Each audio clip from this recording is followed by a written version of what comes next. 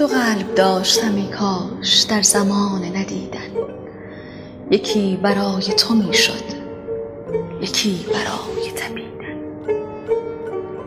اراده ام برمیدن اگرچه هست ولیکن، نمانده پای دویدن، نه هست بال بریدن. بریدی از من غمگین صد آفرین به تو زیبا، ولی بدان که مرا نیست تاب از تو بریدن.